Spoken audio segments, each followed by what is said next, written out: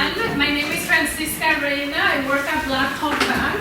I office at the location downtown in Beloit. I have been with Blackhawk Bank going on 18 years. My primary job is to teach financial education. Most of the classes, we teach about 140 classes a year. I included in your packet, there is something that we call our financial education program. We call it Work Perks. And the reason for the name is because many times we are partnering with our commercial clients that are asking us to come into their businesses and then teach financial education on various topics to their employees. So this is kind of like an a la carte menu. If you open it, this is all the different classes that are typically requested. So Edward asked me to teach this class for you on the importance of knowing your numbers as you're going to begin a business. So I'm going to touch on a couple of things. One is knowing your personal financial numbers in order to feel comfortable jumping into starting a business. And I know that many of you are in probably different stages of your business idea. Some of you may already be running a business, and some of you are kind of thinking about it. So whatever stage you're in, and I'm not going to ask you to share your business idea, because sometimes you don't want everybody else to know yet. And that's okay. If you want to share of your own experiences, it's okay. So this is what I put together for you, and I'm going to use this clicker. And I'm sorry if my voice goes. I've been at a conference all day, and I'm getting over a cold, so please bear with me. And we want to make it very relaxing, feel comfortable to jump in and ask questions. And what I'm going to do is I'm going to start, if you were to begin a business, kind of like the train of thought for a lot of our clients, what they go through, and then we'll get into the numbers part next. So many of you, again, may be thinking about starting a business. Maybe you already have a business idea. You have a product that you want to make, or you have a business idea that you want to make, or you have a service. And so you're kind of thinking, how do I get going with my business idea? So number one step many times is that people will go to the bank and ask, and this has been my experience being in banking for 18 years. I have clients that come in and they say, I want to talk to a commercial lender about starting a business. Like, okay, let's set up an appointment for you to meet with a commercial lender.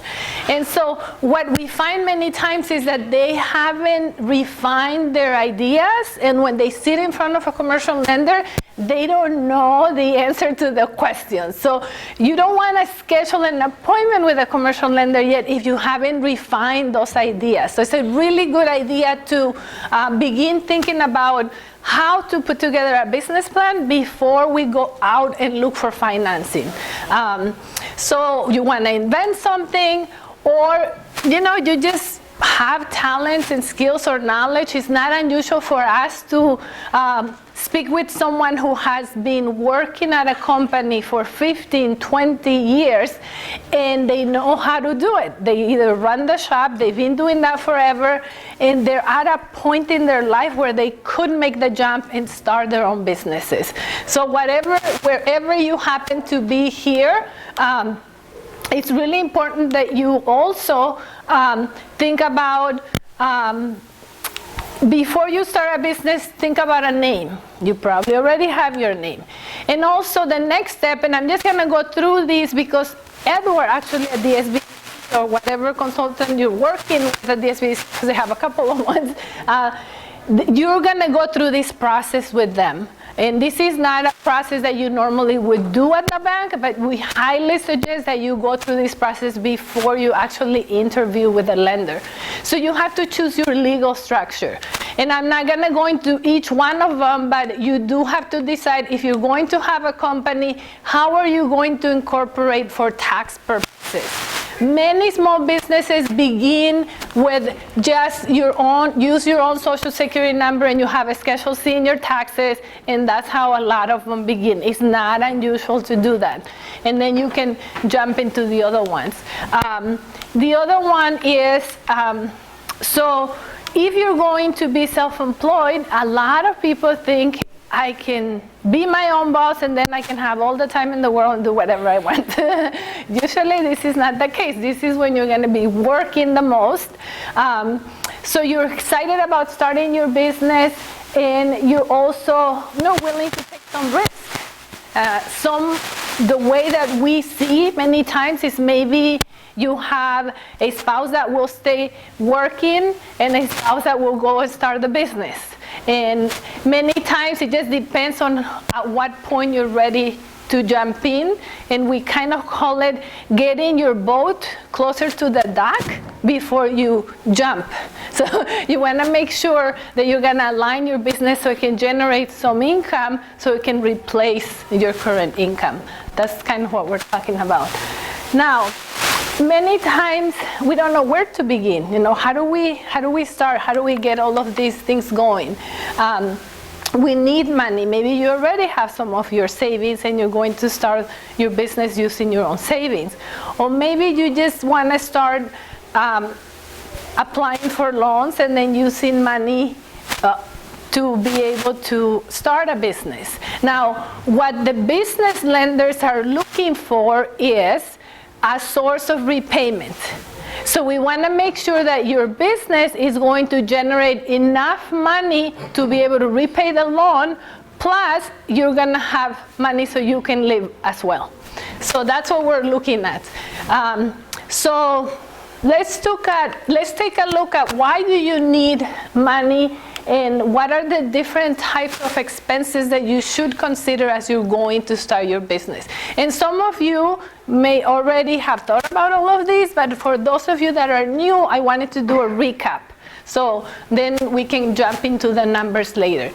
So let's talk about how to fund the business and what are the different expenses that you're going to need to pay for. So maybe you need a license or permit. How much is it going to cost to get your license or your permit? The other thing is, what type of materials do you need to begin your business? How much is it going to cost? So start thinking about putting together some numbers. Get an Excel spreadsheet, a piece of paper, and start putting in and getting quotes of how much is it going to cost for you to begin those things. Whatever supplies you're going to need, equipment. Again, depending on your business, these may or may not apply. Do you need to rent office space? And this is actually one of the biggest and the most expensive. When people want to start a business, typically they want to buy a building. And in not all the cases you need to own the building, because that's going to be one of your biggest expenses. So what about starting out at home? That's how Microsoft started and some of the big companies. What about renting some office space? And so you have to think about how to minimize your expenses as you're beginning to launch your business. The other thing is utilities. And you have to personally get involved with every one of these minute details. One of the things that I have seen working in banking for these 18 years, and I oftentimes get involved because I get asked to translate. For example, if we have a Spanish-speaking customer and they want to start this business. What I have seen is that they hire someone to write a business plan for them, and then they go to the bank and present it to the lender, and when the lender starts asking you about your numbers, they have no clue because they didn't put together the numbers. So you don't want to make that mistake. You want to get very intimately involved with knowing everything that it takes to run your business. The other thing is, you need to pay for memberships, associations, chamber subscriptions, operating expenses. So you have to think about everything that is gonna take in order for you to run your business. Legal fees. Do you need to hire an attorney to draft your legal documents? Maybe you're not at a point yet where you need to do that, but you need to consider or start asking, how much does it cost for me to incorporate or get my articles of incorporation? So you want to start thinking about that as you begin to develop this. Do you need to hire employees? Maybe not in the beginning, but if you are, how much is it going to cost to do that? The other thing is, so begin with what we call it an operating budget. So the operating budget will be a detailed plan of all of the money that you're going to need in order to start your business. Now, one thing that you don't want to do, we all know that you can Google budget and you get like a whole bunch of those. Don't use one of those templates, because what people do is you try to fit your numbers into that template and it may not be relevant to the business that you want to start. So the template is really not that important. It's having your numbers put in is what's important. So whatever template you decide. So you want to identify, what are the key drivers in your business? And by that we mean, what are your expenses? What is it gonna take for you to produce that secret sauce you were talking about before? What is it gonna take for you to, whatever your business idea, run your numbers. The other part is your marketing, which is your sales, and this is your revenue. So after we come up with the product, how much is it gonna cost for us to make it? How are we gonna sell it? And then how much money do we bring in as a result of making all of these expenses? So that's what you want to look at. An operating budget could be very simple in the beginning. It could be an Excel spreadsheet and just a few line items as you begin to put your business together. Now, in here, I know it could be very boring for a lot of people. If you're not a numbers person, sometimes it's not meaningful.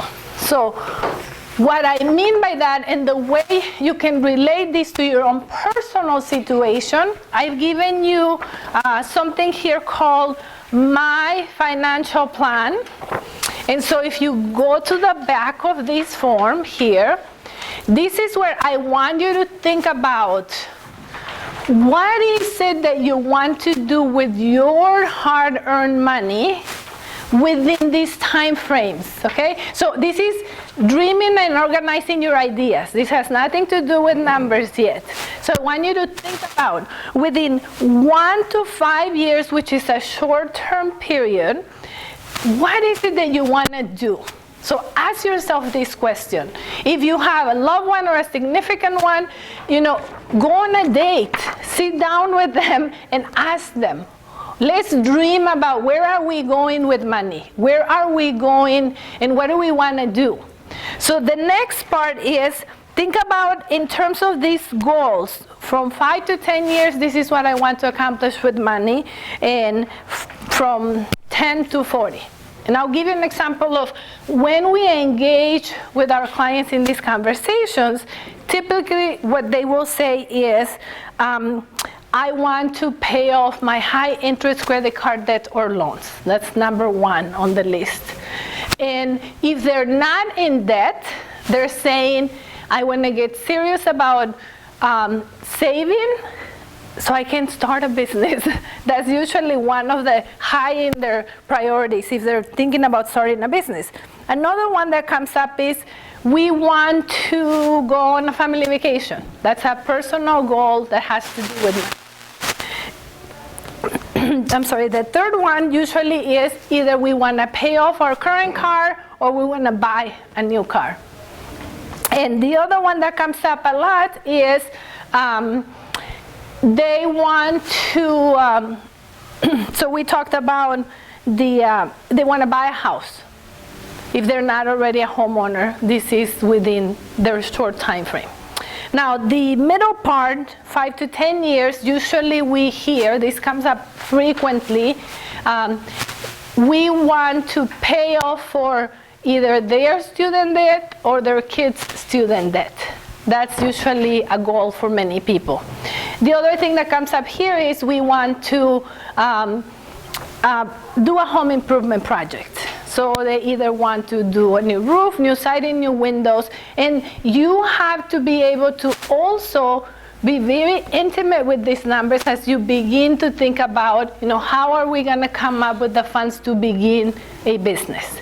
Because that's going to have a lot to do with you being comfortable with your own personal finances. The other thing here is if people are not in debt, usually they're thinking about buying a second home or a vacation home. On the last part, which is the 10 to 40, 50, whatever, people are usually concerned with setting aside enough money to have enough money for retirement, or if they have a child, saving for kids' college education. The other thing here on the long time frame is that many of us begin with a 30-year mortgage. So what a lot of clients say is, I would like to pay it in a shorter term. Instead of having 30 years to pay my house, I want to pay it in 15 years, or even sooner than that. So this here, you could use the same format and think about, you can cut it in half. These are your personal goals, these are your business goals. And use the same format. So if your idea is, within 1 to 5 years, I want to start a business, okay? So what do we have to do to get there? So think about in those time frames. These are the time periods where these things are going to happen. And you don't have to write a lot. You don't have to fill the whole page, because some of the things that you write in these lines, we're going to be working on it for the whole life. So, but it's a really good idea to organize, where are you going? Where would you like to go? Now, hi, welcome. Sorry. Come in.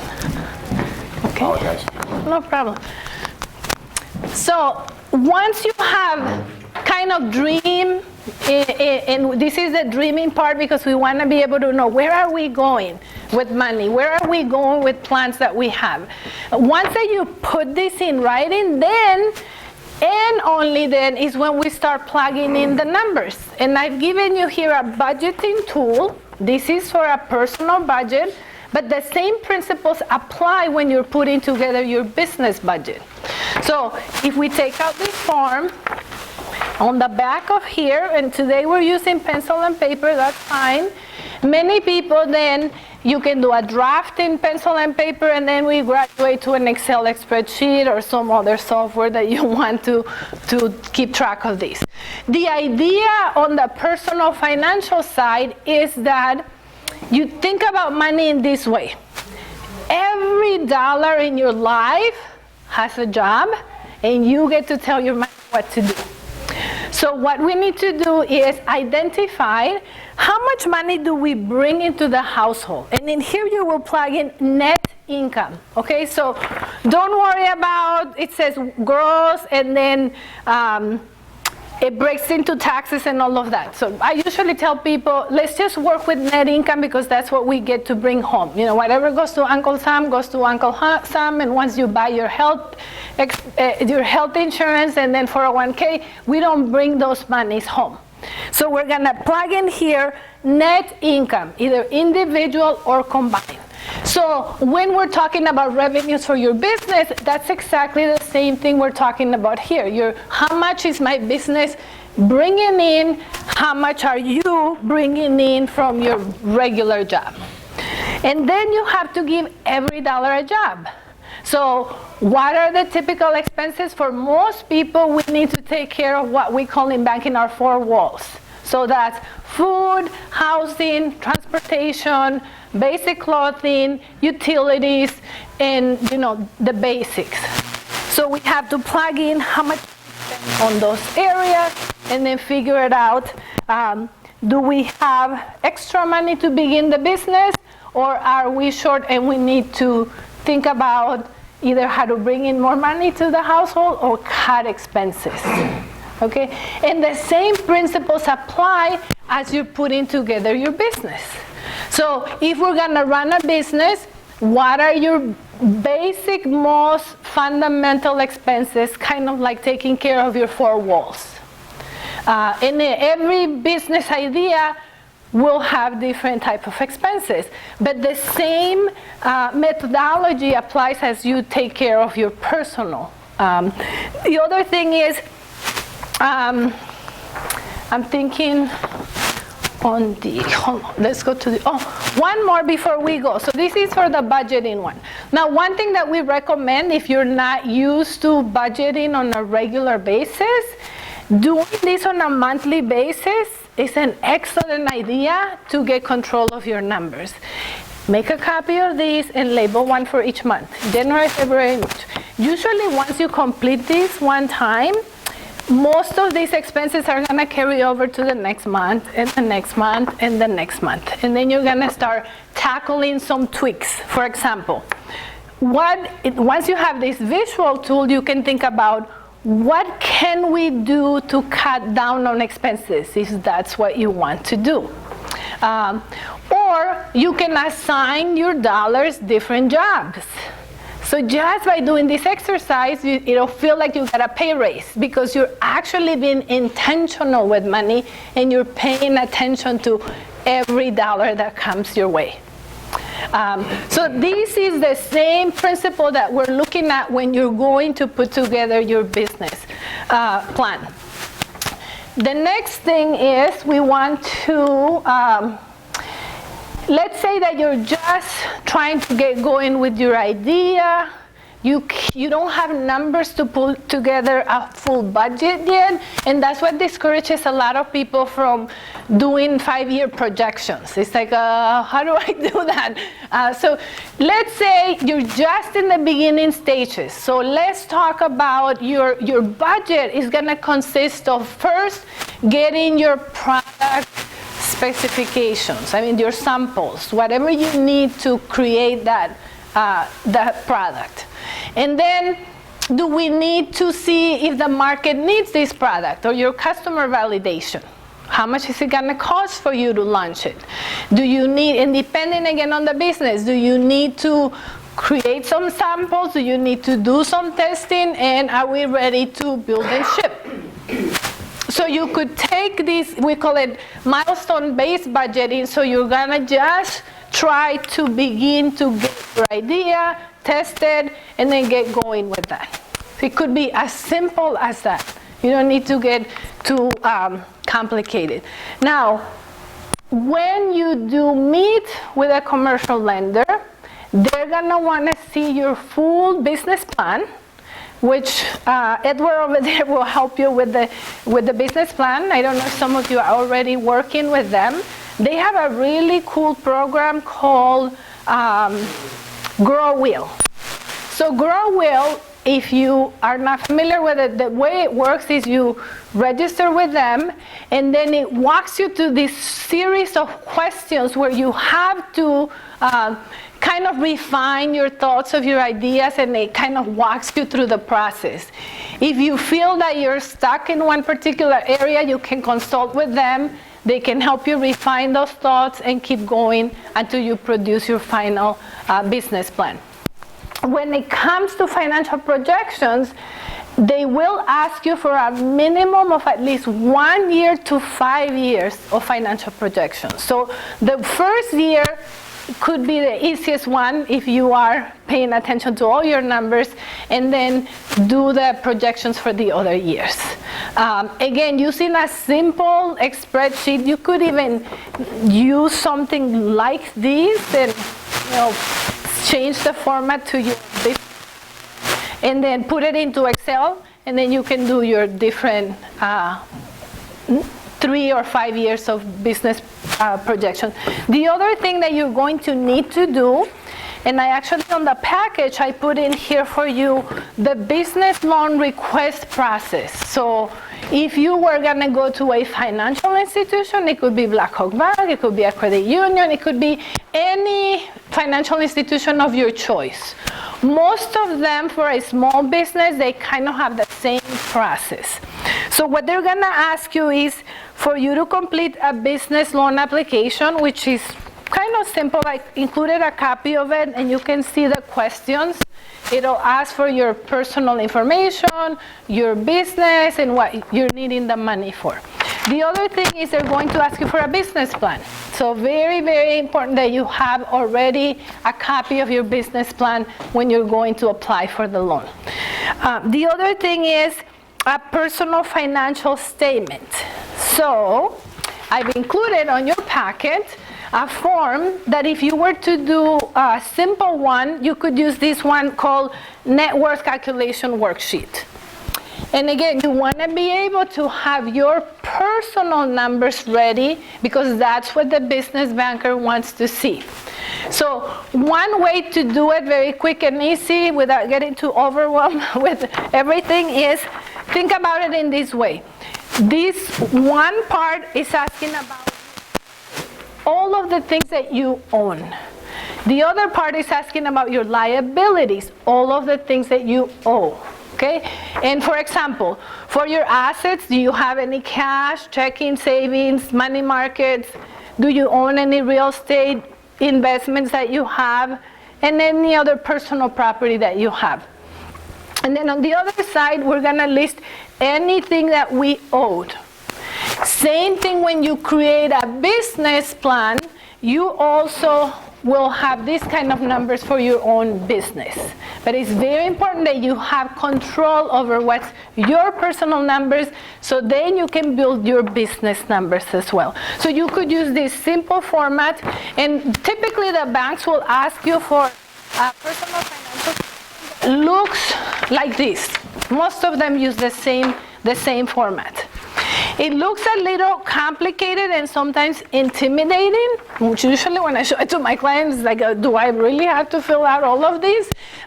Unfortunately, yes. But if you start with this simple one, most of what you complete in here is what you're gonna need to complete on the form that looks more complicated. But it's the same numbers. That's what your personal financial statement. Now, the other thing is that a lot of entrepreneurs don't want to bother with the numbers. Even business owners that currently own their business, sometimes they just don't like the numbers part. And it's really important that we get into the numbers, whether you're an entrepreneur, a director, and an investor, because we need to know, what's happening in your business. And usually commercial lenders will look at all these numbers that you're going to provide.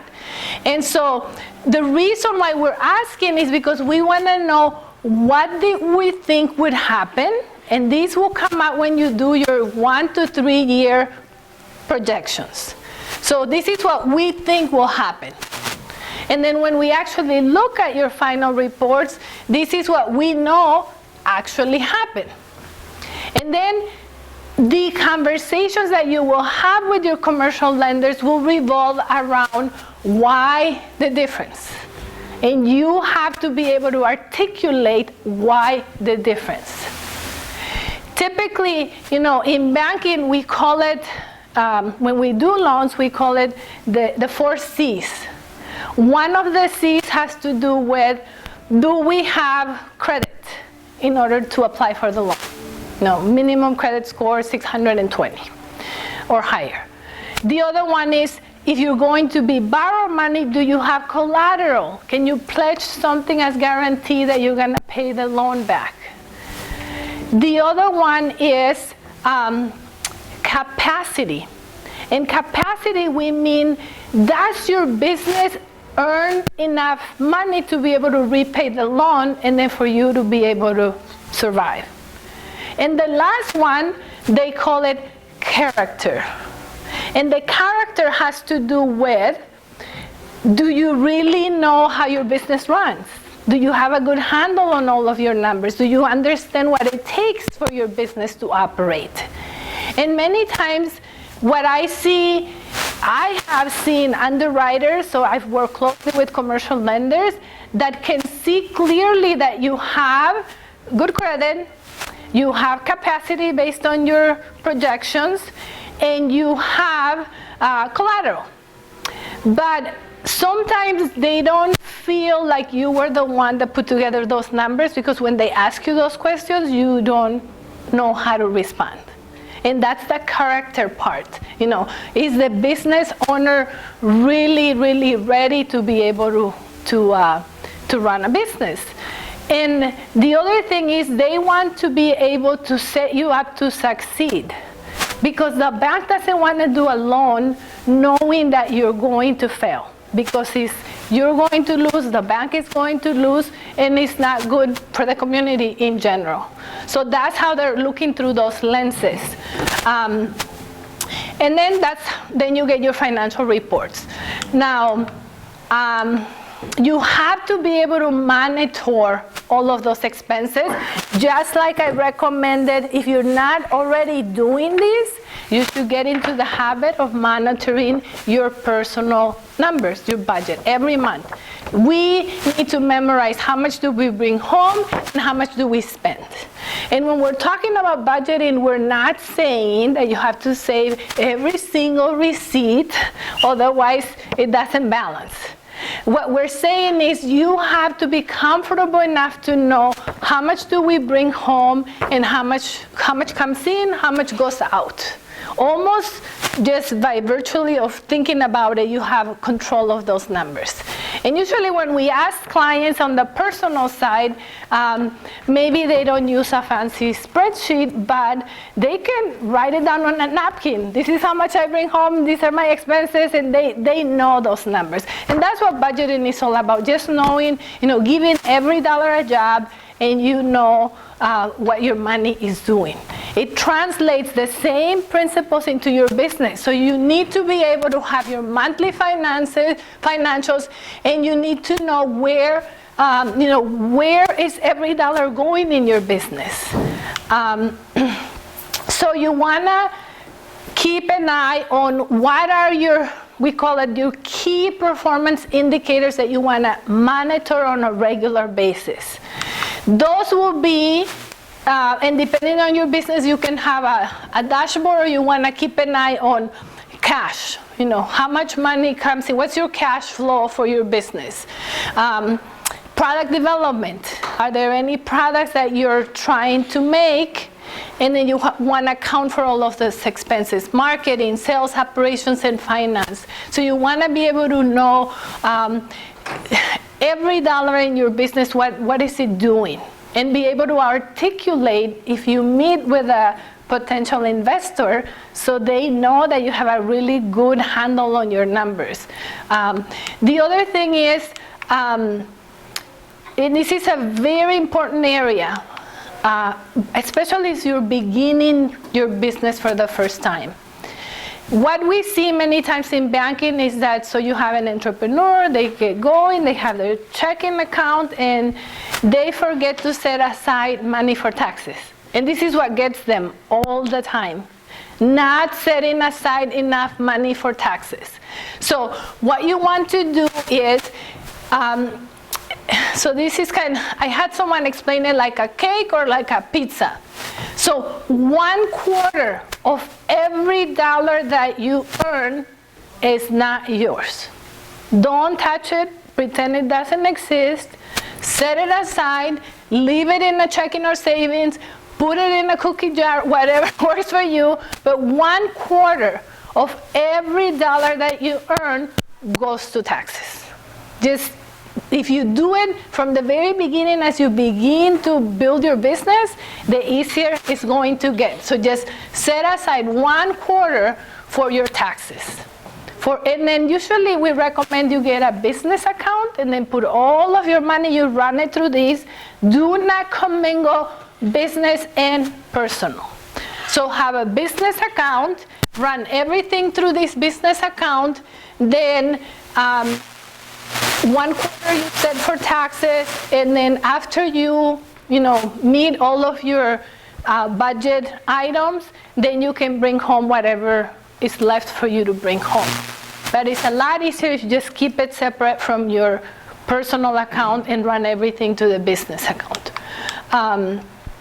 So other resources that you're going to keep in mind is have a business checking account, have a banker that you feel comfortable working with, regardless of which financial institution you choose. Check into does your business need insurance? And you have to have business insurance, so you have to have an insurance agent. Also, do you need an attorney to draft some of your legal documents? So those are gonna be your key partners that you wanna have an ongoing relationship with them always, so you can run your business successfully. We talked about writing a business plan or creating a business plan. So many of you are already doing this, but if not, SBDC is excellent for that.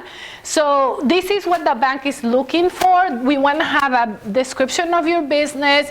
We want to know what is it going to cost for you to operate the business. Do you have a marketing plan? How are you going to sell? And then come up with a pricing model that makes sense for your business. We also are looking for 1 to 3 years of financial projections. And I don't think I include a copy of the presentation, but I can have Edward email it to you if you would like. And then an executive summary. That's what they're looking for in terms of a business plan. It doesn't have to be overly complicated. It doesn't have to be fancy. You don't have to pay $5,000 for someone to write your business plan. Take advantage of the resources at the SBDC. Our taxpayers' money actually covers their services, and they do excellent. So they have an awesome program that you can use them to write your business plan and then guide you through the process as you're doing that. The other thing is we talked about why are we having to do all of this? Well, one reason is because you want to know personally, are you ready to start a business? And we want to make sure that you're comfortable with your own personal numbers as you begin to also put together your business numbers. The other thing is, before you interview with a lender, please do not go in to see a lender if you don't know these things, because they will immediately know if you don't know your numbers. And a lot of them are really nice, and they will tell you what you're missing, but you're not ready yet. I do know that if they see that you've taken the time to prepare your own business plan, even if it's a 1 or 2 page, because they can tell you've actually thought about it, you've refined your ideas, they can see your numbers. Even if the numbers are not perfect, you're going to be able to articulate every number that you put in there and the reason why you put it in there. They may help you to adjust it, but they're going to be asking you. I had a client that requested a loan, and as the banker was going through his numbers, he asked them about, he was going to rent a location to run his business, and the rental expenses were not anywhere in his projections. And then as we were talking to him, it's not that he forgot about it, it's that somebody else put together the business plan and he didn't know the numbers. So it's really important. So they will ask you again, 1 to 3 years of financial projections, loan application and personal financial statement, which I've given you a sample. Most financial institutions use the same formats. And then 3 years of either your personal taxes or your business taxes if you have been in business for 3 years already. Again, we talked about what are the criteria. So lenders are looking for, do you have decent credit? Decent credit score would be 620 or higher. I have seen exceptions where a banker will do a loan even if credit is not really good, but they really have, what it takes to run the business. So this could make or break the deal, but I think for commercial lenders, it's very important that you have the character to be a business owner, that you know how to run the business. And the collateral would be, if you're applying for a loan, do you already own the building? Do you have something that you can pledge as collateral? Typically, when we're looking at a commercial loan, they're looking for 20% down from the business owner. And what I heard commercial lenders say is that they want to make sure that you have skin in the game. Skin in the game is that if you personally invested a chunk of money of your own, you're really going to be paying attention to the numbers because you can potentially lose all of that. So especially if you're beginning as a new business owner, they're going to ask you to put a good down payment on that. We have at our location, we have Jim Erdman, and he actually offices out of McChesney Park. Jim has been with us for I think he's been there longer than I have, so maybe close to 20 years at Blackhawk Bank, and he runs the small business. Now, Jim does loans that are up to $500,000. So if you're going to apply for a loan, $500,000 or less, Jim Ehrman takes care of that. What you will find out in the banking world, they have people that specialize in commercial lending, but based on loan amounts. So we have commercial lenders that only will work with companies that are like 10 million or more, or like 50 million or more. So you want to make sure you're in the right department when you go to the bank, because not every commercial lender works with small businesses. So you want to make sure you ask who's doing your small business loans and you're talking to that right person. What Jim will do is, if you have let's say you have your preliminary plan, you could schedule a meeting and say, I'm thinking about applying for a loan, but I don't know if I'm ready. Would you be willing to sit down and review my plan and my numbers? And he will do that often, even if you're not ready, just to get a second opinion on your numbers. And I know Edward has referred a couple of clients that are ready. And the other thing that we recommend is that you shop around. So get 2 to 3 quotes as you're also beginning to think about getting financing. Let's see. Do you have any questions? Yes? What are some of the benefits of going with Blackhawk Bank as opposed to, say, a credit union? Many credit unions don't do commercial lending. They're more focused on the personal side. You could check, but there's many credit unions that do not do commercial lending. But I would say not really a big difference, because they're both financial institutions. You can get an account. But my understanding is a lot of credit unions do not focus on the small business lending part. They're more focused on the personal. In fact, before I was trying to put together ideas for this class, I met with a lady, I don't know if you know her, Heidi Berardi. And Heidi has been in the Rockford market for many, many years, and she used to run the consumer credit agency here in town, and she also was the president of credit union.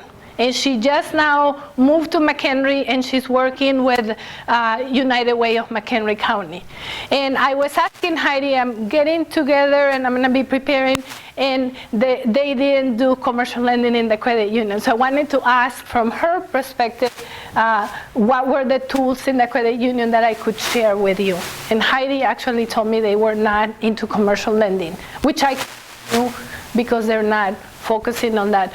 What I would say, the most important thing as you're choosing a financial institution would be, do you have access to a person that will sit down and listen to you and give you advice?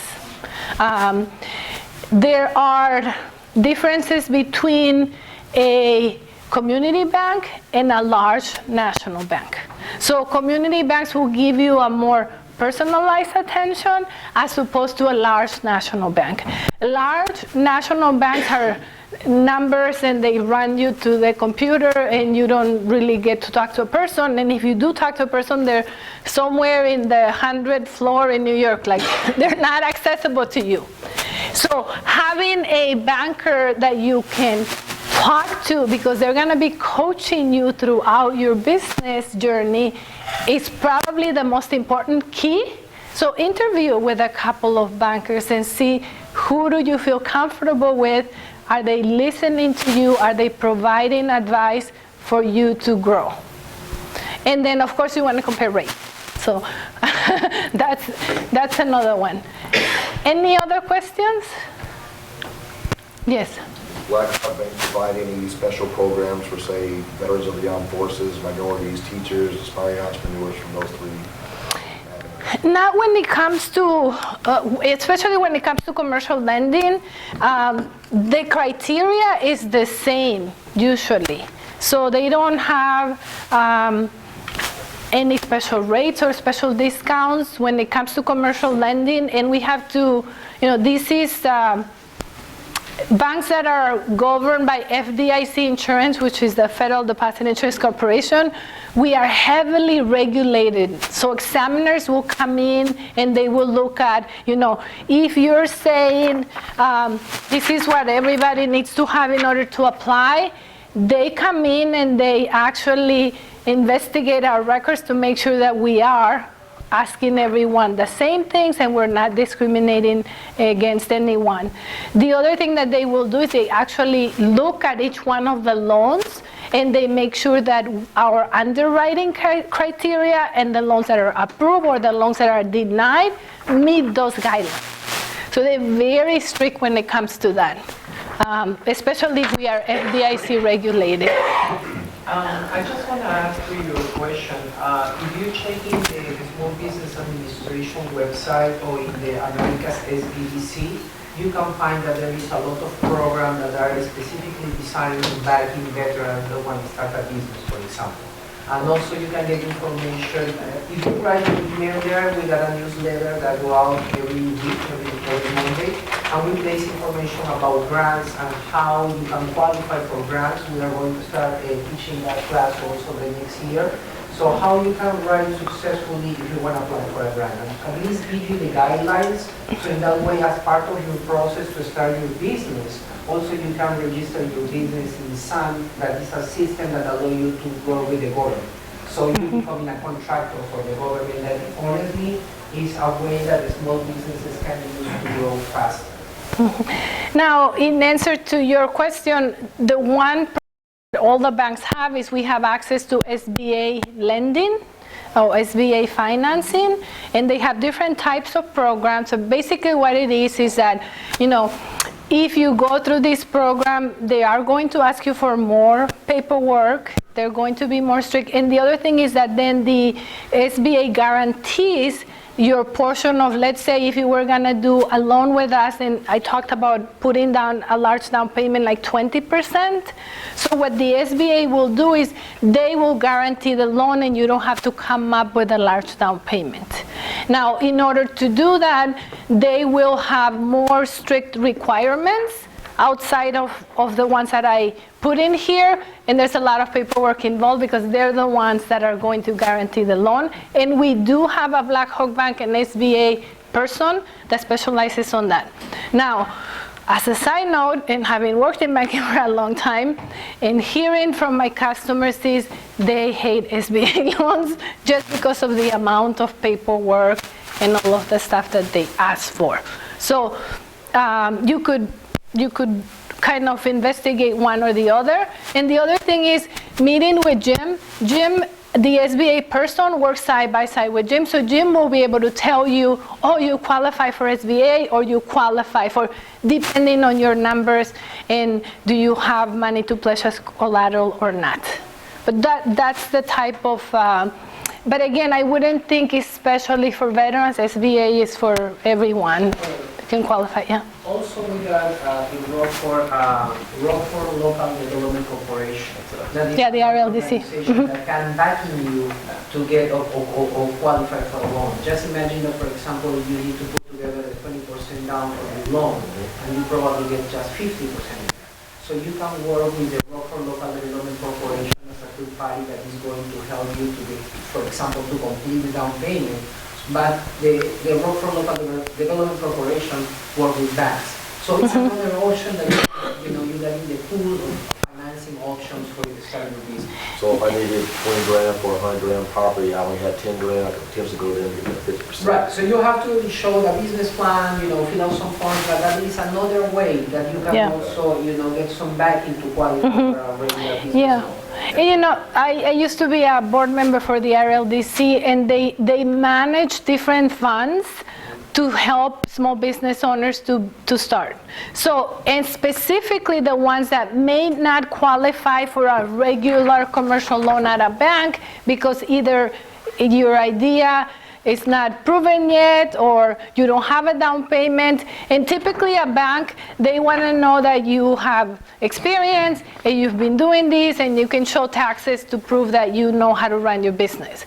But if you're not quite there yet, sometimes banks will be hesitant. They will do it, again, if you have a good business plan, if you have good projections, and if you have at least 20% down to put. But not many people have that kind of money to begin a business. So then what are the other ways that we can do it? RLDC is a great place because they have monies from the city, from Winnebago County. They have different pools, and each one has different. You're Yeah. exactly what I was going to say. Exactly. You got to dig. There's tons of stuff. You got to dig into the non-bank people. Exactly. And check with your communities, whether it's the city of Rockford or Winnebago County or Beloit, Wisconsin, or wherever you might be. They usually know whether there's like a woman-owned program or a minority Yes. program or a veteran-owned program or Yeah. whatever. And there's all kinds of different stuff. Yeah. Not so much from banks, but from you Yeah. can do a lot of digging. Yeah. RLDC. They're down, not too far from here. Actually, like a block or yeah, block away. Cash. Yeah. Now, lenders that have been in the business for a long time, like Jim's been there for 20 years, we know what the RLDC offers. So if we see a client that we may not be able to help out, we will tell you where to go to get the help, and vice versa. If the SBDC sees that, oh, this is an ideal candidate for Blackhawk Bank, they'll make a and if we can do it, usually we will point you to someone who can. I have heard really good things about Forest Bank, Wood Forest Bank, about doing small business microloans, small business loans. That is a reality, Bankers, it depends on the dollar amount that they're looking for. There are banks that are looking big loans. There are banks that are looking for small business owner loans. So the most important thing, for example, in the SBDC, when we complete the business plan with our clients, we always we invite 3 bankers. We try to give our clients, all the information in order to make the right decision, something that really suits to their needs. But yes, that is a really good option that you can use. Yeah. And SBDC can help you with, Yes. they're really good at having a list of all the different. Now, because since we are working with a group of bankers in the area, we know exactly which one to be the right fit. Yeah. So that's why we try to put together 3. They make the pitch. They decide after the bankers send back their proposals. That is exactly the way that works better for you. Get options, but you have to educate yourself to pick the right one for you. Yeah. Yeah, great questions. Are there any other questions? Last one, I promise. Yeah, go ahead. We have time. Yeah. Do you have these forms in a digital format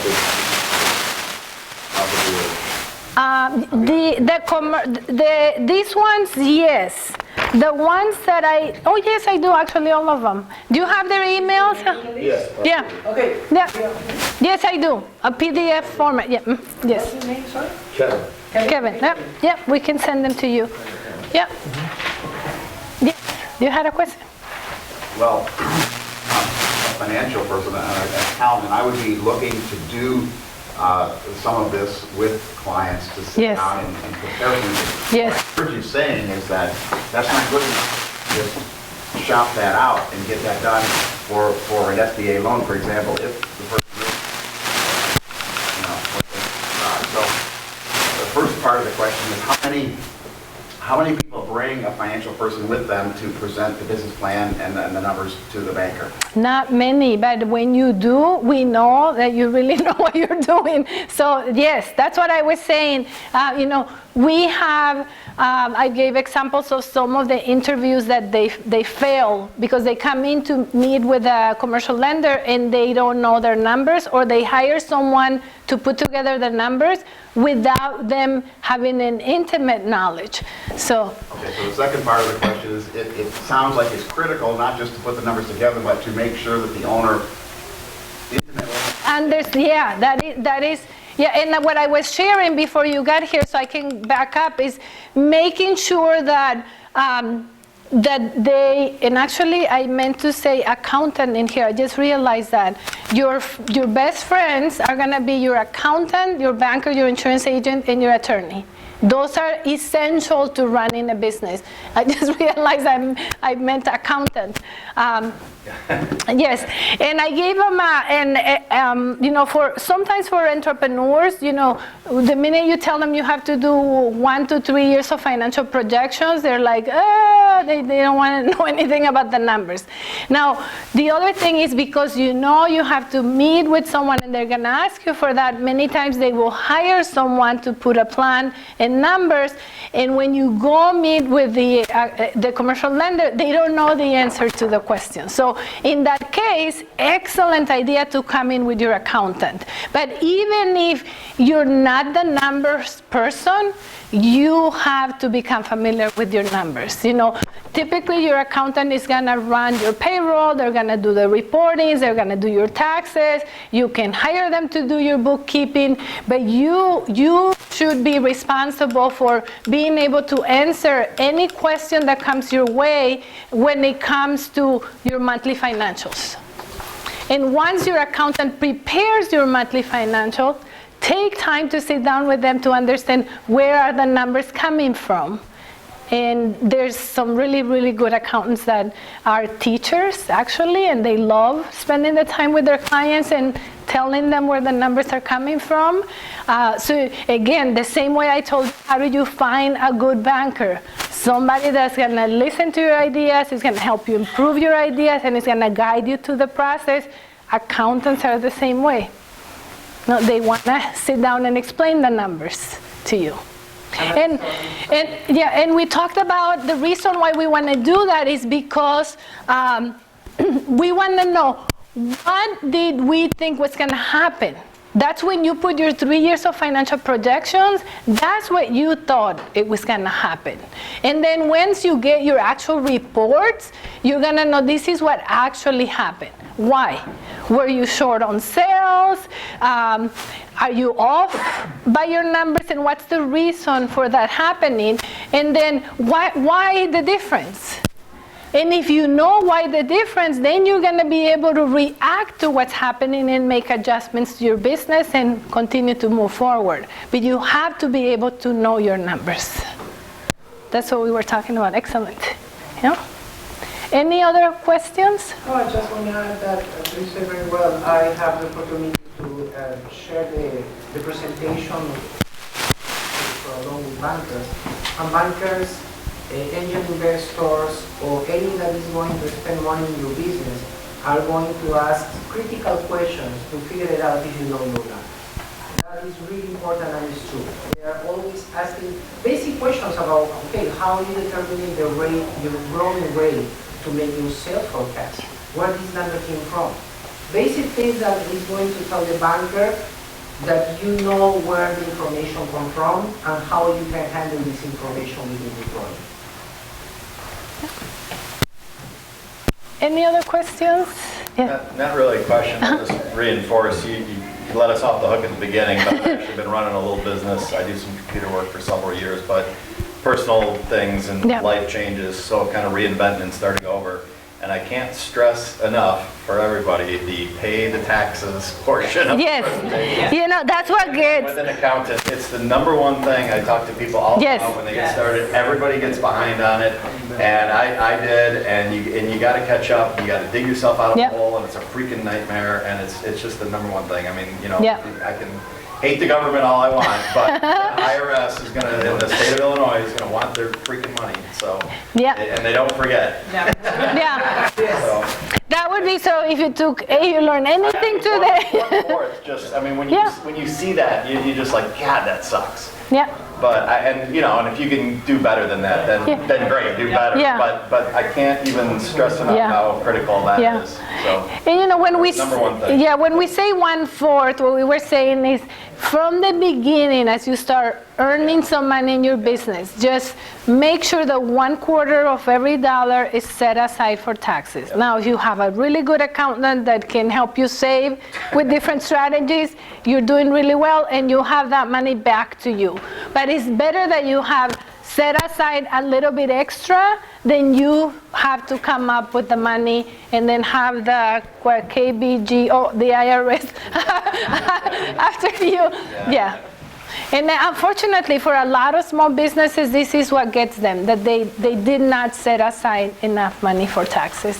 Yeah. Just for people looking for loans. This is everybody. Everybody, yes. Yes, yes. Yeah. Any other questions? And I did not ask you to share your business ideas. I've done over the years many of these presentations, and some people are hesitant. You're just toying with the idea, or you may just not want people to know yet. So that's why I said if you want to share, we welcome of you to share, but you don't have to. Yeah. Anything else? You're quiet. Well, I hope that you enjoyed the presentation. I will make sure that you get the PDF files for this. I will get them to Edward, and I also will put the PowerPoint presentation for you to have it. Yeah. Thank you.